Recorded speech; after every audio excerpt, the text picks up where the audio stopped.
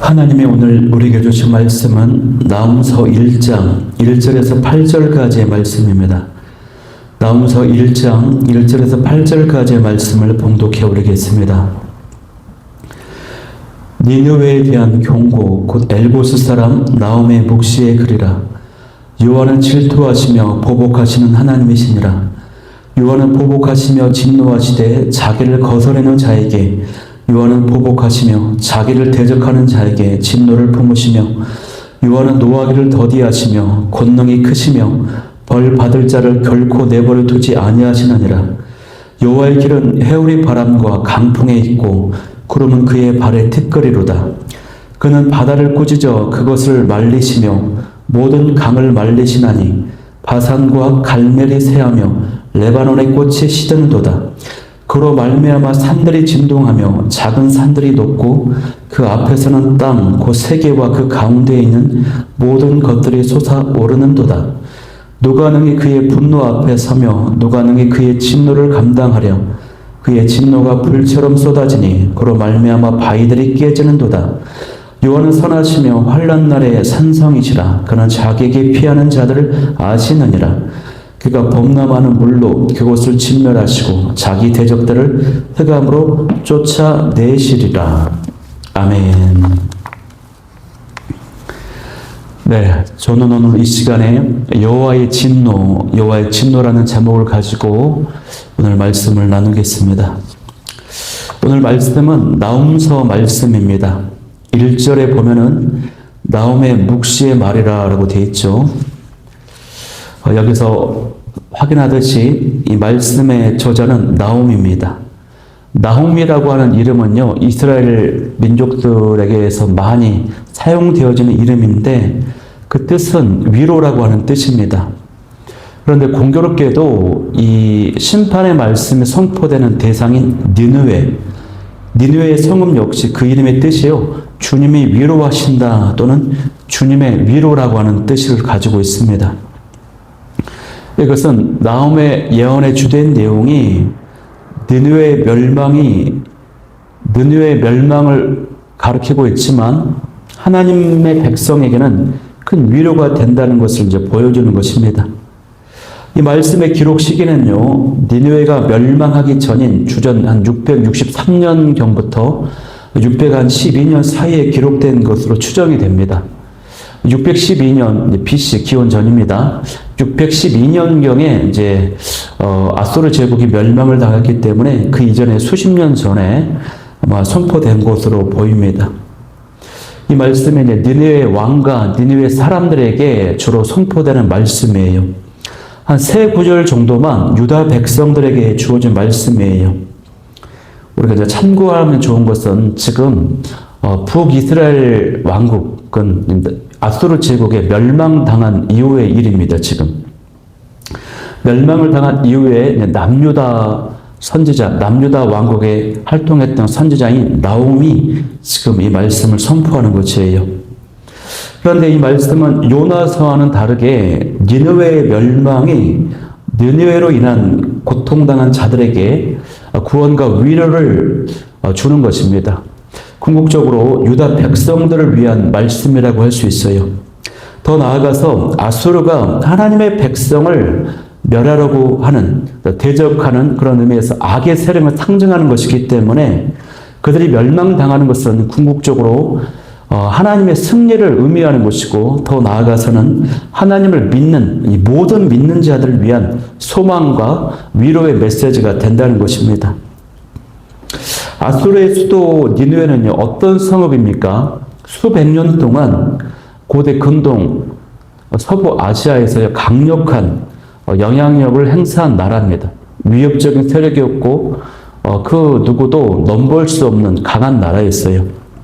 특별히 그들의 악행, 잔인함, 흉폭함은 널리 알려져 있습니다. 북이스라엘을 멸망시킨 나라도 아수르 제국이었고, 특별히 티그리스 강변에 위치한 그 나라가요, 견고한 성벽과 요새들로 세워졌습니다. 난공불락으로 여겨졌어요. 고고학자들의 발굴에 의하면은 그 니느웨 성읍의 성벽에 높이가 15m에 달했다고 그러고 그 두께는요 그 폭이 굉장히 10m 이상이 되어가지고 전차 2대가 나란히 이동할 수 있을 정도로 두꺼웠다고 합니다. 그래서 그 나라에 맞설 나라가 결코 없었던 것으로 보입니다. 그러나 공의로우시고 거룩하신 하나님께서 니느웨의 죄를 지적하시면서 심판을 지금 말씀하고 있는 것입니다. 그러므로 이 나훔서의 목적은 뭐냐면요. 하나님이 온 세상의 하나님으로서 이스라엘뿐만 아니라 이방 나라들을 다스리시고 통치하시는 하나님의 되심을 보여주는 것입니다. 또한 자비와 은혜를 베푸시면서 죄악에 대해서 오래 참으시지만 반드시 그 죄악을 심판하시는 공의로우신 하나님, 거룩하신 하나님이 되신다라고 하는 것을 분명히 보여주는 말씀이 이 나훔서라고 하는 것입니다. 이 나훔서는 3가지 특징이 있는데 첫 번째는 뭐냐면 나훔서보다 약 100년 전에 기록된 요나서의 후속편이라고 이해할 수 있어요. 요나서 말씀은요, 니느웨에 임한 심판을 전했지만 그들이 회개함으로 인해서 구원과 생명을 얻을 수 있었잖아요. 그런데 그들이 다시 죄를 범했습니다. 이제 나홈이 전하는 이 심판 메시지, 심판의 말씀은 실제로 이루어져서 이 니느웨가 멸망을 당합니다. 요나서는 하나님의 자비를 보여주었다면 이 나훔서는요, 하나님의 공의로움을 보여주는 말씀이라고 할 수 있어요. 두 번째는요, 이 나훔서는요, 문학적으로 보면 굉장히 질서 있게 세련되게 짜여져 있는 말씀이에요. 아름답습니다. 아름다운 시라고 할 수 있어요. 그런데 개인적인 경험이나 체험이 없습니다. 또 역사적인 사실을 언급하지 않아요. 오직 하나님의 예언의 말씀만 선포되어 있어요. 근데 그 예언 가운데서도 이 예언의 말씀이 문체가 아주 정열적이고 힘이 있고 생생한 표현들로 자유롭게 이제 구성되어 있습니다. 이것이 특징입니다. 세 번째 특징은 위로에 대한 메시지라고 하는 것입니다. 앞서 나누었던 것처럼 선지자 나홈의 뜻이 위로라고 하는 의미를 가지고 있죠. 그것도 그렇지만 오늘 본문 7절 말씀처럼요. 하나님은 그를 의지하고 그분을 신뢰하는 자들을 위한 피난처가 되신다, 산성이 되신다라고 하는 것입니다. 하나님께서는 범죄하고 이스라엘을 괴롭힌 이 느느웨를 철저하게 심판하십니다. 그리고 이것이 이스라엘 백성들에게는 큰 위로와 소망이 된다라고 하는 사실입니다. 니느웨로 대표되는 아수르 제국은요, 당시 고대 근동에서 세계 최강대국이었습니다. 그들은 강한 군사력을 바탕으로 다른 국가들을 약탈하고 정복했습니다. 이들의 악행에 대해서는 이미 100년 전에 요나가 선언을 한 바가 있죠. 그 경고의 말씀을 듣고 그들이 회개했습니다. 그러나 그들의 회개는 일시적이었고 오래가지 못했습니다. 그들의 죄악 중에 가장 큰 죄가 뭡니까? 그것은 하나님을 무시하는 것이었습니다. 하나님의 백성인 이스라엘 백성들을 멸망시키지 않았습니까? 그들을 괴롭혔습니다. 잔인하게 유린했습니다. 무엇보다 그들이 믿는 신을 이스라엘 백성들이 믿도록 종용했습니다. 이것이 바로 하나님 앞에서 가장 큰 제약이었고 대적하는 모습이었어요. 그래서 하나님의 심판을 이제 피할 수가 없는 것입니다. 그럼 이제 말씀을 이제 보겠는데요. 1절에 보면은 니느웨에 대한 경고라고 시작이 되고 있고요. 2절에는 그들의 심판을 받게 되는 그 이유가 드러나게 되어 있는 그것은 하나님이 질투하시는 하나님, 보복하시는 하나님이시기 때문이라는 것입니다. 자기를 대적하는 자에게 진노를 품으시는 하나님이세요. 2절 말씀에 보면 특별히 보복이라고 하는 단어가 3번이나 등장합니다. 3절을 보면은 노하기를 더디하시지만 벌 받을 자를 결코 내버려 두지 않으시는 하나님이세요. 하나님의 진노와 심판이 강조되고 있는 말씀입니다. 여러분, 하나님께서 질투하시고 보복하시고 이런 것은 우리 인간적으로 보면은 어떻습니까? 시기심이나 어떤 연약함, 보복하는 것, 부정적인 의미로 이해될 수 있지 않아요. 그러나 그것이 아닙니다. 여기에서는요, 하나님의 그 언약적 사랑에서 나오는 거룩한 열심을 보여주는 말씀인 것입니다. 하나님이 질투하신다, 보복하신다. 이것은 하나님의 이스라엘 민족들을 너무 사랑하시기 때문에 그 언약 안에서 그 사랑을 위한 그 거룩한 열심이 나타나는 것이에요. 니느웨는 단순한 이방 도시가 아니라 이스라엘 민족을 아주 심하게 괴롭힌 민족이었습니다. 너무나도 잔인하고 흉폭해요. 하나님은 그들의 죄악을 오래 참으시지만 그들이 회개하고 돌이키기를 원하시지만 끝내는 외면하지 않으십니다. 하나님은 사랑의 하나님이시지만 동시에 죄악을 그냥 내버려 두지 않으시는 공의의 하나님이 되십니다. 무엇보다도요, 하나님께서는요, 억울한 자들의 그 아픔, 눈물을 절대 그냥 지나치지 않으십니다, 여러분. 외면하지 않으세요. 하나님의 백성은 하나님께서 거룩한 분노를 가지고 계셨듯이 하나님의 백성들 역시 하나님의 그 성품, 그 마음을 품어야 됩니다. 거룩한 분노를 때로는 나타내 보일 수 있어야 된다고 하는 것입니다. 사람에 대한 미움이나 이기적인 복수심이 제거된 채로 그 하나님의 거룩한 분노가 나타나야 된다고 하는 것이에요. 순수한 분노가 되어야 돼요. 죄를 보고도 참고 지나치면 안 된다고 하는 것입니다. 어떤 사람이 괴롭힘을 당하고 억울한 일을 당할 때 그냥 지나쳐서는 안 된다고 하는 것입니다. 그럴 때 우리는 하나님처럼 하나님의 거룩한 분노를 표출할 수 있어야 된다고 하는 것입니다. 이처럼요, 나훔 선지자가 그런 하나님의 거룩한 분노를 지닌 사람이었습니다. 나훔 선지자는 남유다 왕국이라고 하는 약한 민족이었지만 강대한 나라 니느웨 아수르 제국에 지금 경고를 하고 있는 것이에요. 쉽지 않은 일이지 않습니까? 약소국인데 강대한 나라의 심판의 말씀을 선언한다라고 하는 거룩한 분노를 표출한다라고 하는 것. 그러나 그는 자신의 유익과 안위를 추구하지 않고 사명을 따라서 말씀에 순종합니다. 하나님의 거룩한 분노를 사모하고 이해했기에 헤아렸기에 이 악한 아수르 제국에게 그 말씀을 담대히 선포하고 있는 것입니다. 여러분, 우리도 하나님의 의로움을 나타낼 수 있어야 될 줄 믿고요. 또 특별히 우리가 전도하고 또 복음을 전해야 될 대상자들을 찾아서 지나치지 말고 때를 놓치지 말고 다음에 하지 미루지 마시고 우리의 사명을 따라 전도를 해야 될 줄 믿습니다. 계속해서 말씀을 보면은 4절, 6절까지 보면요.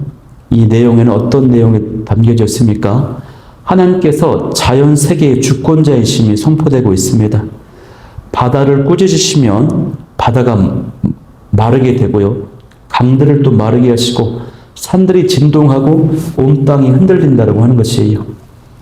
하나님께서 단지 한 민족의, 이스라엘 민족의 하나님이 아니라 역사와 자연 전체를 다스리시는 우주의 주권자가 되시는 것을 보여주는 말씀입니다. 선지서에 이런 말씀들이 많지 않습니까? 온 우주를 다스리시는 주권자 하나님이십니다. 하나님은 위대하시고 전지전능하신 하나님이세요.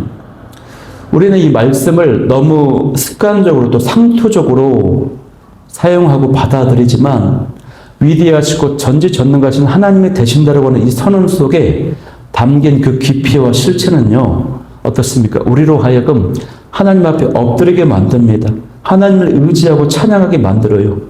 특별히 고통 속에, 문제 속에 어떤 위기를 만났을 때에 잠잠히 그 위대하신 하나님을 바라보며 의지하게 만든다라고 하는 사실입니다.